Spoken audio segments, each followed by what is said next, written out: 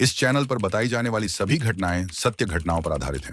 हम प्रत्येक विषय पर गहराई से शोध करके प्रामाणिक जानकारी प्रस्तुत करते हैं। हमारे उद्देश्य केवल सत्य को सामने लाना और जागरूकता फैलाना है। कृपया हमारे वीडियो को ज्ञानवर्धक दृष्टिकोण से देखें। हेलो दोस्तों, स्वागत है आपका एक बार फिर से अपने चैनल सच्चे गुनाह में। आज मैं आपके सामने एक बार फिर अपराध की घटना लेकर उपस्थित हूँ। यह घटना लखनऊ जिले के थाना निगोवा क्षेत्र के अहिरवार गांव की है। एक फूफा जिसकी उम्र 38 साल की थी, उसका अपना पूरा भरा परिवार था। वो लखनऊ के जिले सरोजनी नगर थाना के क्षेत्र रहीमाबाद के रहने वाले थे। वे ठेकेदारी करता था। रजनी उसकी पत्नी रेखा के भाई की बेटी थी। वो रिश्ते में उसकी बेटी लगती थी। गंगा प्रसाद रजनी से कम 15 साल उम्र में बड़ा था। एक दिन गंगा प्रसाद रजनी को उसके बॉयफ्रेंड के साथ घूमते हुए उसने देख लिया। ये देखकर वो आग बबूला हो उठा, लेकिन गंगा प्रसाद का मन इतना गंदा था कि वो मन ही मन उसका फायदा उठाना चाहता था। गंगा प्रसाद ने सोचा, अगर मैं रजनी को ब्लैकमेल करता हूँ तो वो मेरी बात आसानी से मान जाएगी, क्योंकि वो खुद ऐसी है। वो अपने बॉयफ्रेंड के साथ बुलछल्ले उड़ा रही है। एक दिन गंगा प्रसाद ने मौका देखकर रजनी को अपने पास बुलाया और उसने कहा कि मैं जानता हूँ कि तुम्हारा बॉयफ्रेंड कौन है, और मैं ये बात किसी से नहीं कहूँगा। अगर तुम मेरी बात मान लेती हो तो।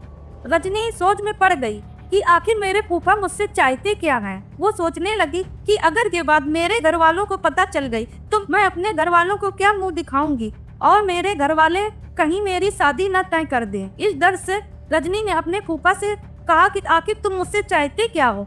तब फूफा ने कहा, जिस तरीके से तुम्हारा संबंध तुम्हारे बॉयफ्रेंड के साथ है, उसी तरीके से मैं तुम्हारे साथ संबंध बनाना चाहता हूँ। इतना कहकर गंगा प्रसाद वहाँ से चला गया। रजनी ने सोचा, हो सकता है कि फूफा के मन से कुछ दिन बाद ये बात उनके मन से निकल जाए और ये बात मुझसे दोबारा वो न कहें। पर गंगा प्रसाद ये बात नहीं भूला था। एक दिन गंगा प्रसाद रजनी के घर पहुंचा। रजनी को अकेला देखकर गंगा प्रसाद ने रजनी से पूछा कि तुमने मेरे प्रस्ताव के बारे में क्या सोचा है। ये बात सुनकर रजनी को बहुत गुस्सा आया।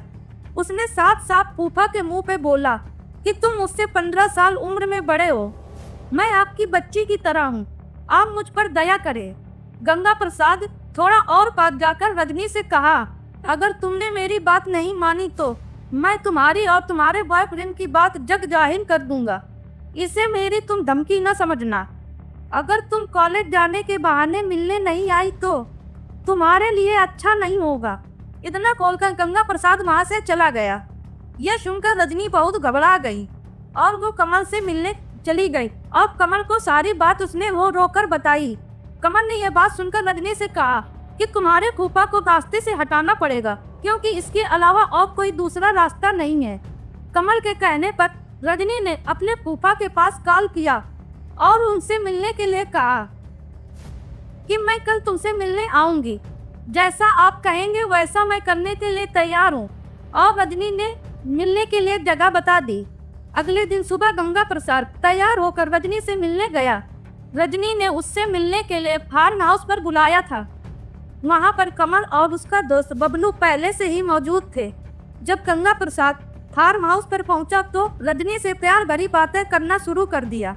वहां पर पहले से मौजूद कमल और उसका दोस्त बबलू पीछे से आकर गंगा प्रसाद के ऊपर गार्ड से हमला कर दिया। गंगा प्रसाद वहीं गिर गया। फिर चाकू से उसकी गर्दन पर कई बार वार किया, जिससे उसकी मृत्यु हो गई।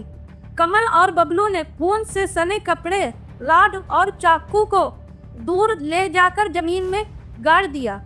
गंगा प्रसाद की पत्नी रेखा ने गंगा प्रसाद को पूरी रात कॉल की, लेकिन उनका कोई अता पता नहीं चला।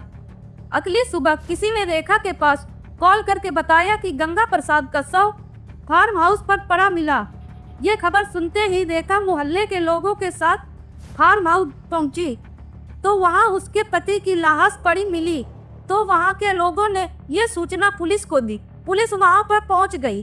पुलिस ने जरूरी कार्रवाई करके उसका शव पोस्टमार्टम के लिए भेज दिया। गंगा प्रसाद के पिता के तहरीर पर गंगा प्रसाद का मुकदमा दर्ज किया गया। कुछ देर बाद पुलिस को गंगा प्रसाद की बाइक 22 किलोमीटर दूर एक गड्ढे पर पड़ी मिली। पुलिस ने बाइक को बरामद कर ली। जिस प्रकार गंगा प्रसाद की क्रूरता से हत्या की गई थी, उसे देखते हुए सीओ बीना सिंह ने गंगा प्रसाद की कार डिटेल निकलवाई तो पता चला कि गंगा प्रसाद की बात रजनी कमल और उसके दोस्त बबलू से हुई थी। पुलिस ने रजनी को पुलिस स्टेशन पे बुलाया और कहा कि मुझे पता है कि गंगा प्रसाद की हत्या किसने की है, हमें ये बताओ कि हत्या करने का क्या कारण है। तभी रजनी फूट फूट कर रोने लगी और उसने सारी आप बीती सीओ सिटी को बता दी। और फिर पुलिस ने रजनी, कमल और उसके दोस्त बबलू को बुलाकर गिरफ्तार करके जेल भेज दिया। अगर आपको कोई ऐसी घटना पता चले तो आप तुरंत पुलिस को सूचना दें। आपका एक सही कदम किसी व्यक्ति की जान बचा सकता है। मिलते हैं कल इसी समय पर अगली घटना लेकर। जब तक आप हमारे साथ बने रहिए। धन्यवाद।